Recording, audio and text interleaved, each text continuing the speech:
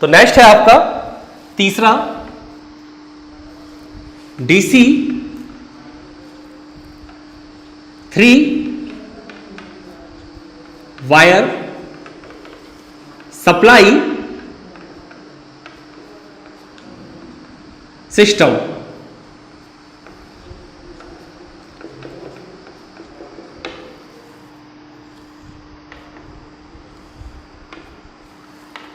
DC 3 wire supply system. तो फिर से हमारे वही कॉमन स्टेप रहेंगे। पहला स्टेप क्या है, सर्किट डायग्राम बनाना पड़ेगा। तो देखिए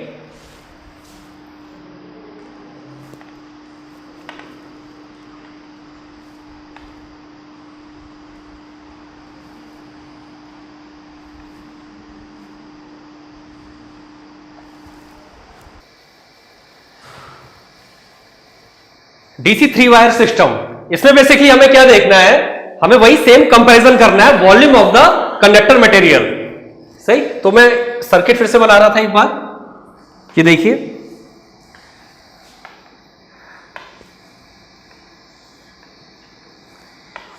यहां पर आपका एक फॉरवर्ड कंडक्टर होगा और एक आपका रिटर्न कंडक्टर होगा, लेकिन मैंने बोला DC 3 वायर सिस्टम मींस एक कंडक्टर आपका और हो गया। सही, तो यहां पे अर्थिंग कर रखी है। अगर मैं वो लिखूं, ये तीसरा डेरिवेशन है, यानी यहां पे मैं करंट की वैल्यू लिख रहा हूं I3, ठीक है, और यहां पे ये पोटेंशियल आपका क्या होगा Vm। नेक्स्ट ये पोटेंशियल क्या होगा आपका Vm। सही, तो इस डायरेक्शन को देखते हैं। फिर पहला स्टेप क्या है आपका, I3 की वैल्यू। I3 की वैल्यू क्या आएगी, P अपॉन 2 Vm। ठीक, इसके बाद देखते हैं हमारा सीक्वेंस, हमारा सारे डेरिवेशन का सेम रहेगा। पहला हमारा स्टेप क्या होगा, पहला होगा हमारा लॉसेस। तो देखते हैं लॉसेस इक्वल टू, आपके पास कितने कनेक्टर है, 2 कनेक्टर है जिनसे पावर ट्रांसफर हो रही है, यानी 2I3 स्क्वायर R3। तीसरा डेरिवेशन है, इसलिए मैंने करंट को I3 लिया है और रेजिस्टेंस को R3 लिया है। अब मैं यहां पे वैल्यू पुट करता हूं, यानी लॉसेस इक्वल टू 2, यहां पे मैं I3 की वैल्यू रखता हूं। तो I3 की वैल्यू आपकी आएगी P अपॉन 2 Vm का स्क्वायर R3। ठीक है, नेक्स्ट लॉसेस मेरे क्या आएंगे कैलकुलेट होके, लॉसेस को मैं W से रिप्रेजेंट कर रहा हूं, 2P square upon 4 Vm square, और R की वैल्यू क्या है मेरी, रो L A3 मैंने क्यों लिखा है, क्योंकि तीसरा डेरिवेशन है। रो और L मेरे कांस्टेंट हैं, यहां से मैं A3 की वैल्यू कैलकुलेट कर लेता हूं। तो A3 की वैल्यू क्या आएगी, A3 की वैल्यू आएगी 1 2 से ये कैंसिल हो जाएगा आपका, यानी P square rho L upon 2 Vm square into W। तो ये आपकी A3 की वैल्यू आ गई। ठीक है, P square rho L 2 Vm square A3 sorry W। सही, नेक्स्ट स्टेप क्या होता है, अब आपको पहला लॉसेस कैलकुलेट करना होता है, फिर आपको A3 की वैल्यू एरिया कैलकुलेट करना होता है, और नेक्स्ट में वॉल्यूम। तो वॉल्यूम देखिए, वॉल्यूम इक्वल टू, अब यहां पे वॉल्यूम में थोड़ा गौर करने वाली बात है। देखिए एक कंडक्टर है तो A इंटू L, दूसरा कंडक्टर है A इंटू L यानी 2AL, लेकिन जो ये तीसरा कंडक्टर है ये बहुत ही थिन होता है, पतला होता है। सही, मतलब जिस कंडक्टर से आपकी पावर ट्रांसफर होती है उस कंडक्टर का तो एरिया ज्यादा होता है, सॉरी वॉल्यूम ज्यादा होता है, लेकिन ये जो आपका तीसरा वाला कंडक्टर होगा, सही, इसका आपका जो एरिया होगा वो कम होगा। तो हम अपने मन से 0.5 मान लेते हैं कि भाई अगर 1 वॉल्यूम जिस कंडक्टर से पावर ट्रांसफर हो रही है उसका है, तो इसका वॉल्यूम 0.5 मान लेते हैं। तो यहां पे देखिए वॉल्यूम क्या लिखूंगा मैं, 2A3L प्लस 0.5A3L, यानी वॉल्यूम आपका क्या निकल के आया, वॉल्यूम इक्वल टू 2.5A3L। ठीक है, अब यहां पे मैं A3 की वैल्यू पुट कर देता हूं, तो देखिए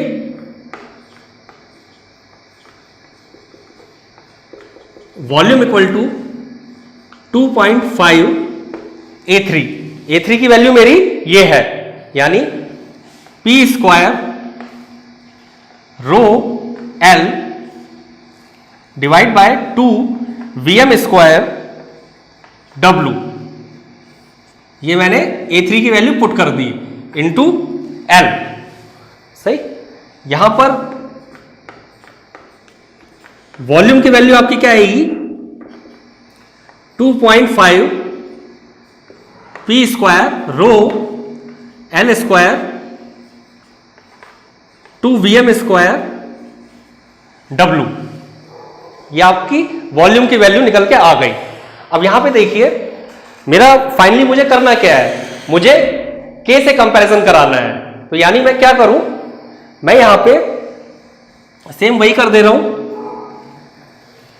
P square rho L square W VM² 4/4 से मल्टीप्लाई कर दे रहा हूं और डिवाइड कर दे रहा हूं।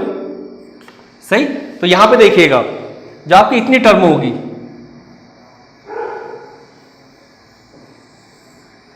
सही, ये देखिए इसे कंपैरिजन कर रहे हैं, देखिए 4 P square rho L square W VM², यानी इतनी वैल्यू आपकी हो गई K। इसे मैं K से रिप्रेजेंट कर सकता हूं, it means volume equal to 2.5 K 4, sorry ये 4 नहीं आएगा, 8। ठीक है, और इसे मैं क्या लिख सकता हूं, volume equal to 5K divide by 16। मैंने क्या करा है, मैंने 2 से ऊपर ही मल्टीप्लाई कर दी, 2 से नीचे ही मल्टीप्लाई कर दी। आप लिखने को 2.5/K डिवाइड बाय 8 भी लिख सकते हैं, कोई दिक्कत नहीं है, लेकिन ऐसे लिखेंगे 5/16 तो आपको याद रखने में आसानी रहेगी, क्योंकि पॉइंट वाली टर्म नहीं आएगी। तो ये हो गया आपका वॉल्यूम।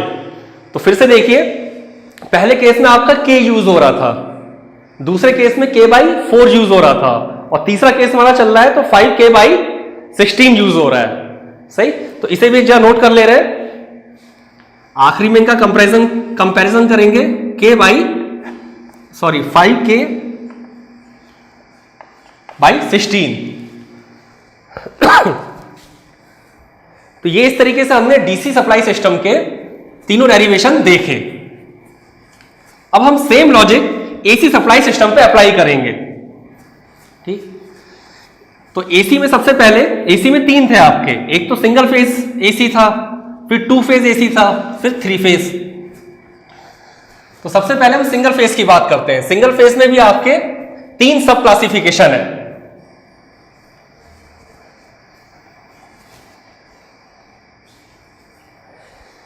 तो सिंगल फेज में आपका चौथा डेरिवेशन है बाबा आपका सिंगल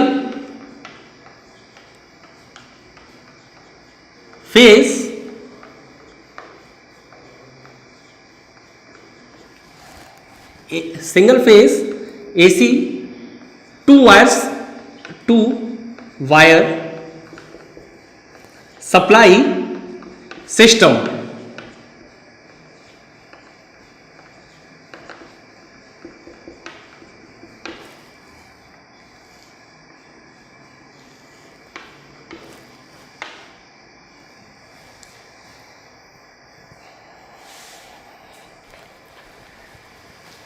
तो सबसे पहले हम इसका सर्किट डायग्राम बनाएंगे। तो सर्किट डायग्राम देखते हैं।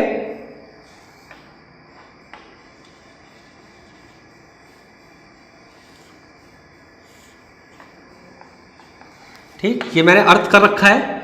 यहां पे मेरा एक फॉरवर्ड कंडक्टर होगा और एक रिटर्न कंडक्टर होगा। तो फॉरवर्ड कंडक्टर की बात करूं तो इसे मैंने लिख दिया, यहां पे I4 करंट फ्लो कर रही है और यहां पर as a return I4 current flow कर रही है। पोटेंशियल की बात करूंगा। अब पोटेंशियल में थोड़ा देखने वाली बात है कि मैं पोटेंशियल की वैल्यू को क्या लेता हूं, क्योंकि पोटेंशियल वैसे तो मेरा यहां पर अगर मैं लिखूं तो Vm होगा, ठीक है। लेकिन अब हम अभी तक डीसी की बात कर रहे थे, अब हम एसी की बात करेंगे। तो एसी में क्या होता है, एसी में आरएमएस वैल्यू लेके चलते हैं। तो आरएमएस वैल्यू क्या होगी आपकी, जो आपकी आरएमएस वैल्यू होगी वो होगी आपकी Vm डिवाइड बाय √2, ठीक। यानी पावर इस केस में जो आपकी सप्लाई होगी वो क्या होगी, P equal to Vm by √2 I, चौथा डेरिवेशन है I4 cos phi। अभी तक हमने डीसी वाले केस में पावर फैक्टर कंसीडर नहीं करा था, सही, क्योंकि डीसी में नहीं हम कंसीडर करते हैं। लेकिन एसी वाले केस में पावर फैक्टर को कंसीडर करा जाएगा। डीसी वाले केस में अगर हम पावर की बात करते हैं तो सिंपल VI हो जाता है, लेकिन एसी वाले केस में VI cos phi होता है। तो यहां से हम I4 की वैल्यू कैलकुलेट करते हैं। तो मेरी I4 की वैल्यू क्या आएगी, √2 P Vm cos phi।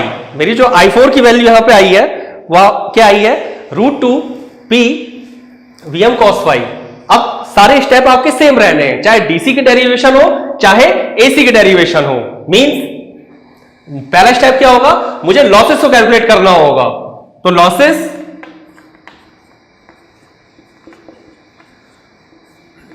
W equal to, मेरे पास दो कंडक्टर है, एक फॉरवर्ड और एक रिटर्न कंडक्टर।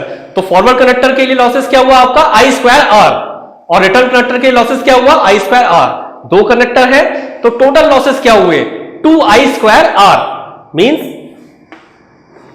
2I4²R। यहां पे ये वैल्यू पुट कर लेता हूं, W इक्वल टू 2I4 की वैल्यू मैं यहां से पुट कर रहा हूं, √2 P upon Vm cos phi square ρl upon A4, ठीक है। इसे थोड़ा और सिंप्लीफाई करते हैं तो W इक्वल टू, या फिर इसे इधर लिख लेते हैं, इसे अगर और सिंप्लीफाई करते हैं तो W इक्वल टू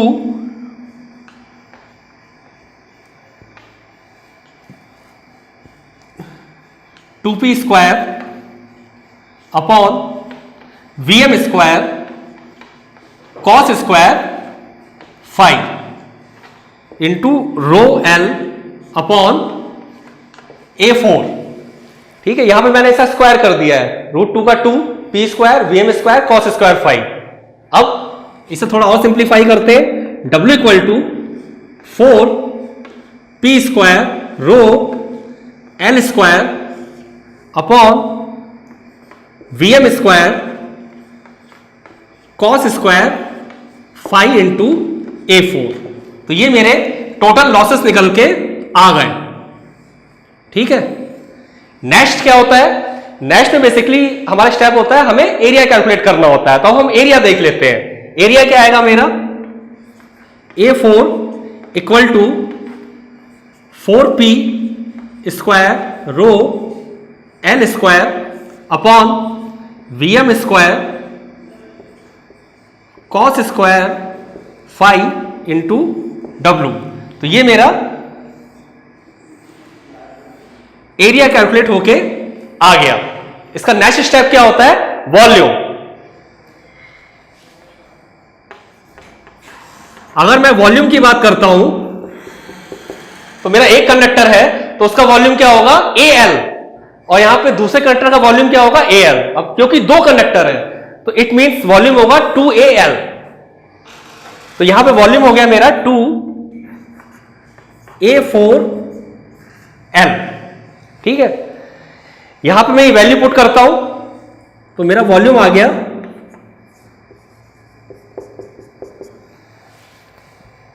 ये वैल्यू पुट करूंगा तो 2A4 की value 4P square rho L square upon VM square cos square phi into W into L। इसे थोड़ा सा और सिंप्लीफाई करते हैं। आज मैथमेटिकल कैलकुलेशन कुछ ज्यादा ही हो रही है।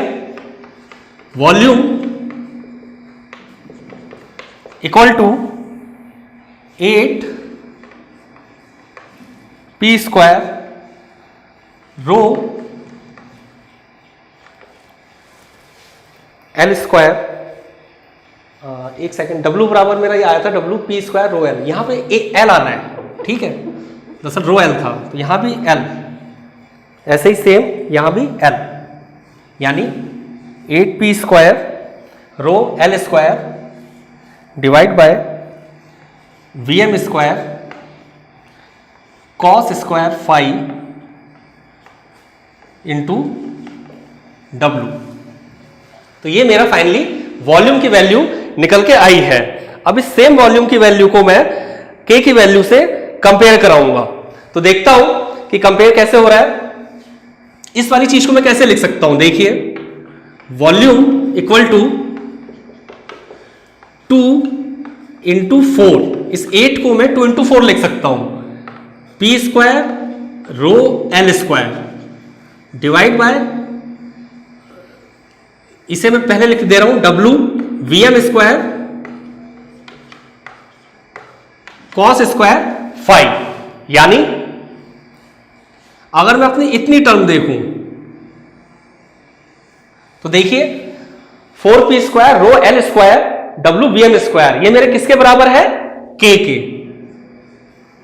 ठीक है, यानी मैं क्या लिख सकता हूं, volume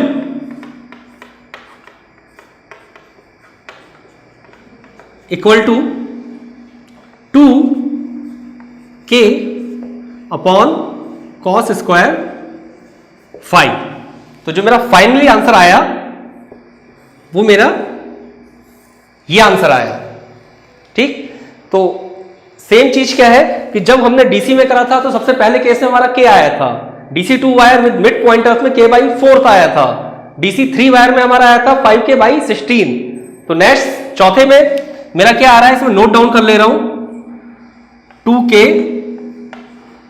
divide by cos square phi. 10 derivation करने हैं, हमने 4 डेरिवेशन कर लिए हैं। ठीक, तो अब नेक्स्ट देखते हैं। नेक्स्ट आपका क्या है, नेक्स्ट डेरिवेशन है आपका single phase 2 wire with mid point earth. ये भी आसान डेरिवेशन है,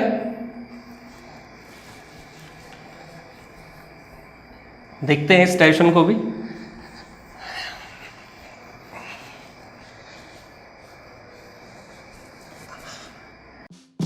Genic Prime is the new features by Genic Education where you will get 450 plus video series questions explanation, Prime Facebook group for doubt solving, assignments, live sessions and many more. If you are interested then visit website and join quickly. For any query call on 9837933283.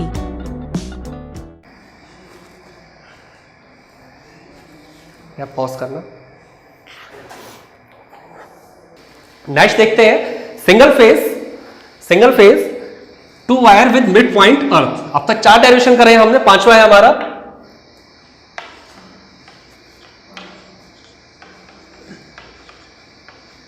Single phase 2 wire with midpoint earth।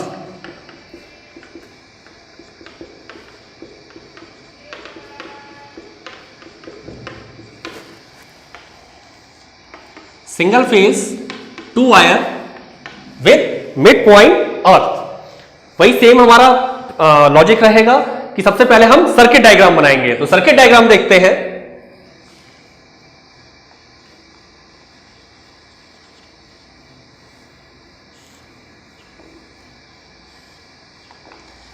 सही, mid point earth का मतलब क्या है कि मैंने यहां से earthing दे दी है मिड पॉइंट पर। ठीक, अब इसका फर्क क्या पड़ेगा, देखिए पांचवा डेरिवेशन था तो इसे मैंने लिख दिया I5, ये भी मेरा हो गया I5। सही, लेकिन अब पोटेंशियल वाली चीज ध्यान से देखिएगा, यहां से लेके यहां तक का पोटेंशियल, क्योंकि हमने स्टार्टिंग में एजम्पशन में माना था कि कंडक्टर और अर्थ के बीच का पोटेंशियल, कंडक्टर और अर्थ के बीच का पोटेंशियल मेरा Vm रहेगा। ठीक है, तो इस वाले केस में क्या होगा, देखिए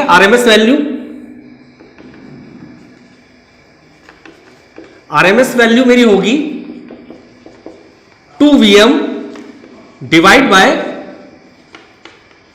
√2। ठीक है ना, Vm मेरा ये हो गया, Vm मेरा ये हो गया, यानी टोटल 2Vm और डिवाइड बाय √2, यानी इसे मैं सिंप्लीफाई कर सकता हूं √2Vm। तो ये मेरी पोटेंशियल की वैल्यू हो गई जो मैं यूज करूंगा। अब मेरा जो I5 की वैल्यू होगी वो क्या होगी, I5 की वैल्यू होगी P upon √2Vm cos phi। ठीक है, नेक्स्ट अब सेम लॉजिक आपके अप्लाई होने हैं। सही, पहला स्टेप क्या होता है, आपको लॉसेस को कैलकुलेट करना होता है। तो देखिए लॉसेस क्या आएंगे आपके, वो देख लेते हैं। लॉसेस होते हैं आपके W।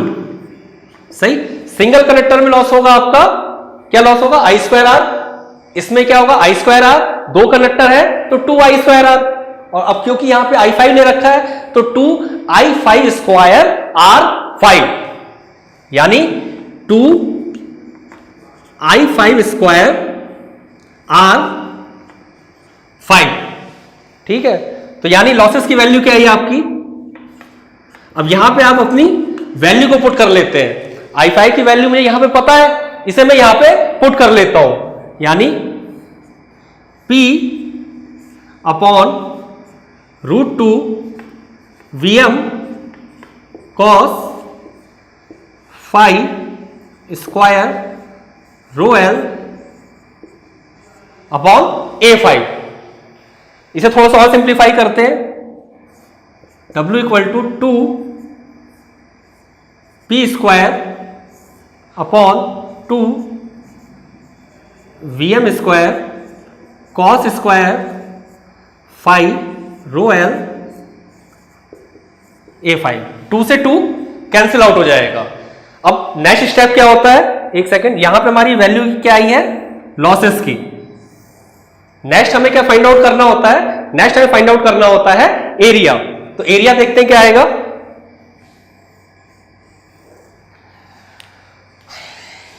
A5 या फिर एरिया A5। तो A5 की वैल्यू देखते हैं, P square into ρl divide by Vm square cos square phi into W। तो ये आपकी एरिया की वैल्यू आई है।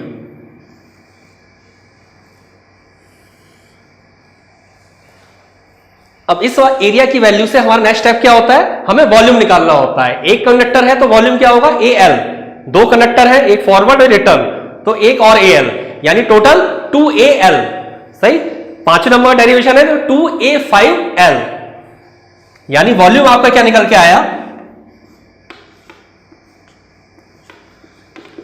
वॉल्यूम आपका फाइंड आउट होके आया 2A5L। A5 पांच नंबर डेरिवेशन था, L मैंने स्टार्टिंग में ही कांस्टेंट मान लिया था फॉर ईच सिस्टम, इसलिए मैंने L को L5 नहीं लिखा। अब मैं यहां पर A5 की वैल्यू को पुट कर दे रहा हूं, तो volume equal to 2 P square rho L divide by V M square cos square phi into omega, मतलब ओमेगा नहीं डब्लू एल। और सिंप्लीफाई करते हैं इसे तो वॉल्यूम बराबर 2 P square rho L square divide by V M square cos square phi into W. ये आपका फाइनली वॉल्यूम की जो वैल्यू है ये आपकी कैलकुलेट होके आ गई है। ठीक है, अब इस वॉल्यूम में देखते हैं इसे कैसे कन्वर्ट करते हैं। तो देखिए नेक्स्ट, पहले तो मैं इसे आपको फॉर्मूला याद होना चाहिए, ये मैंने लिख दिया। नेक्स्ट इसे थोड़ा और मॉडिफाई करने की कोशिश करते हैं जिससे कि हमें के रेस्पेक्ट में आंसर पता चल जाए, के रेस्पेक्ट में। तो देखिए क्या करना होगा, मैं पहले यहां लिख रहा हूं 2p square rho L square upon V M square cos square phi into W. ठीक है, अब यहां पे मैं क्या करता हूं, 2 से मल्टीप्लाई और 2 से डिवाइड करता हूं। 2 से मल्टीप्लाई डिवाइड बाय 2 से डिवाइड, सही। सेम क्वांटिटी से मल्टीप्लाई करूंगा, सेम क्वांटिटी से डिवाइड करूंगा, तो फिर मेरे आंसर में कोई भी फर्क नहीं पड़ना है। लेकिन ऐसा करा क्यों? दरअसल मुझे अपनी इस क्वांटिटी को 4p square rho L square upon W V M square में चेंज करना था। तो देखिए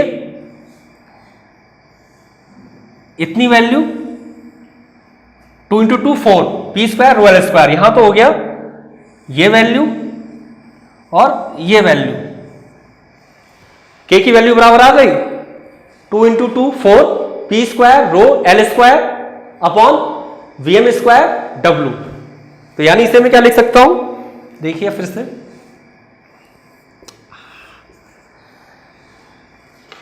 वॉल्यूम इक्वल टू, इसे मैंने के से रिप्लेस कर दिया, तो के divide by 2 cos square five. के मेरा इतना वैल्यू हो गई, एक मेरा 2 बचा था, एक मेरा कॉस स्क्वायर 5 बचा था। यानी फाइनली मेरा वॉल्यूम ये कैलकुलेट होके आया। तो आप देख रहे हैं कैसे कैसे हर केस में हमारे वॉल्यूम की वैल्यू चेंज होती जा रही है, जबकि हमारी पावर ट्रांसमिशन हम सेम कर रहे हैं, लॉसेस हम सेम एज्यूम करके चल रहे हैं, length of the transmission line same मान के चल रहे हैं और हम वीएम वोल्टेज सेम मान के चल रहे हैं। तो कैसे कैसे हमारा वॉल्यूम यूज हो रहा है, तो इसे भी हम नोट डाउन कर लेते हैं। के upon 2 cos square 5। Next derivation करते हैं। नेक्स्ट डेरिवेशन में हमें ए की जरूरत पड़ेगी, तो मैं यहां पे नोट डाउन कर दे रहा हूं ध्यान रखने के लिए कि ए 5 की वैल्यू मेरी क्या आई थी, P square rho L divide by V M square cos square 5 into W.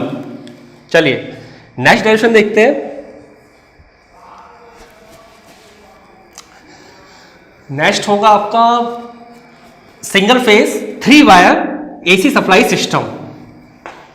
मैं फिर से कह रहा हूं डेरिवेशन कराने का लॉजिक क्या है कि भाई जो कंक्लूजन निकल के आ रहे हैं वो आपको एटलीस्ट पता चले कि यार ये आ रहा है तो कैसे आ रहा है, समझ रहे हो? इस वजह से ये चीजें मैं करा रहा हूं आपको।